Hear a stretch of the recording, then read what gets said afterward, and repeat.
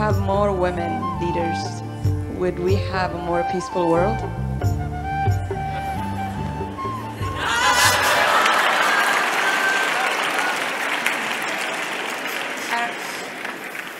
I actually think that right now women have a big responsibility to lead a lot of the transformation that's happening around how we define success, how do we define work, because basically the world as it is now has been designed by men and it's not working.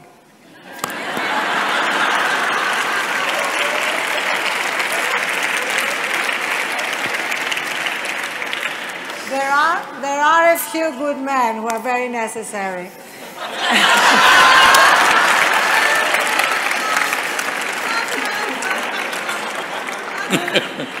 But if you think of it, you know, we had the first women's revolution, which was women getting the vote.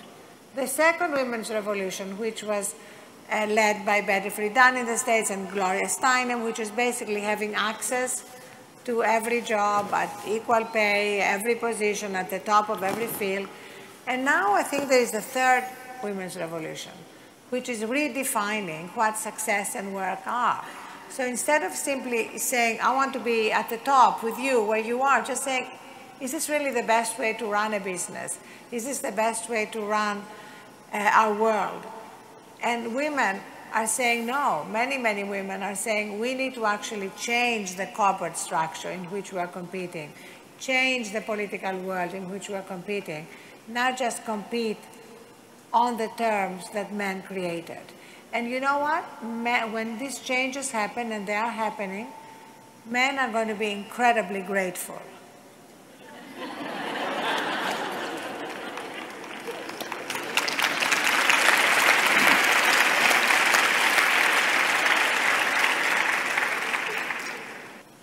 In the making of life, in the very nature in which we are, there is something called as masculine and feminine. Unfortunately, we have created a world where our idea of success and well-being is overwhelmingly masculine. I mean, you must understand, I'm not talking about male and female, I'm talking about masculine and feminine. A man is capable of being as feminine as he wishes to be in terms of his thought, in terms of his emotion, when he wishes to be. Similarly, a woman is as capable as a man to be as masculine as she wishes when the situation demands or when such actions are needed.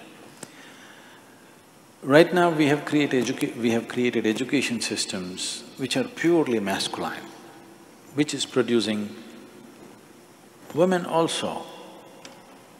Whether you like it or not, unfortunately, the idea of success has become masculine. Those who want to be successful, even if they're women, they're becoming like this, which is a serious damage to humanity. If you take away the feminine from the world, everything that's gentle, everything that's beautiful, everything that's aesthetic, everything that is the subtler aspect of life will disappear, and only providing and survival aspect of life will exist. Right now, there is a serious concern about this. See, 25 years ago, in a normal conversation, nobody would think it's worthwhile discussing economy, isn't it? We talked about the weather, we talked about juicy things in the town. We never talked about the economy. Today in every conversation, everybody is talking about the economy.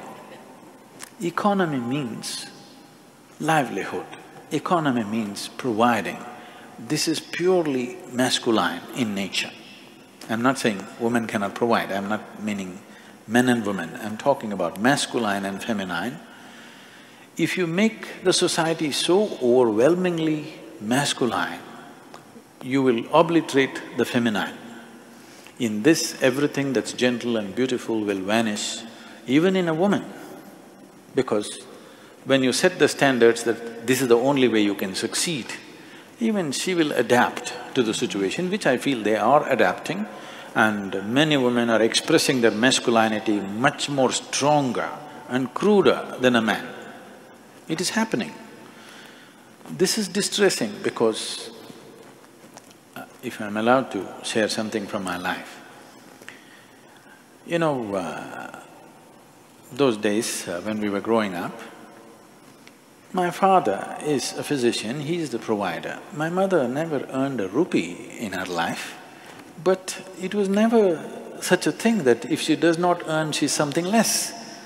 No, she was the most valued person. As a child, when I look back and see, with all due respect, when I look back and see in the way my life evolved, I could very easily live without my father, but I cannot imagine my life without my mother. She never earned anything, but that's not the point. Where the money came from didn't make a difference, but how it was done in the home was everything. I must tell you these simple things.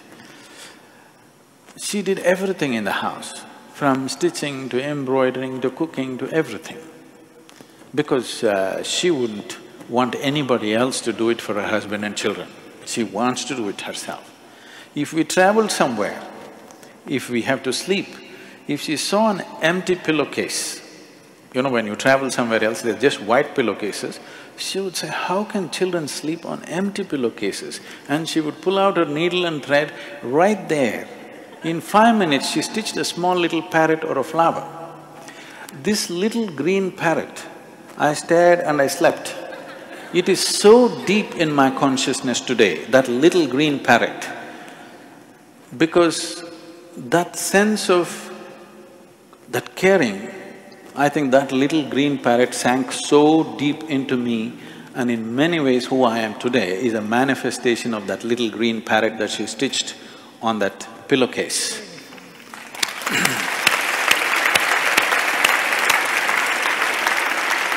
So, this is feminine. I'm not saying everybody has to embroider, but I am saying that sense of concern is feminine, and this needs to happen. In the system of yoga, when you know, the Hatha yoga is a common word being used everywhere without knowing the meaning generally. Hatha means… Ha means sun, Ta means moon. That means balancing the masculine and the feminine within yourself. Only when these two things are properly balanced within you, you are a full-fledged human being, otherwise you're a lopsided human being. The Adi Yogi, who is the originator of yoga, I know in California you think it's Madonna who did it. Adi Yogi is symbolized as the ultimate symbol of man. And how he is symbolized is, all the images are, one half of him is woman, another half is man.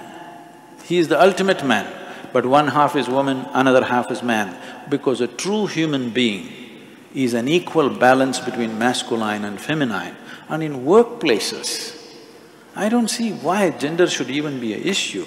Why should you always look at somebody as a man or a woman? You can just look at them as a human being or as a piece of life.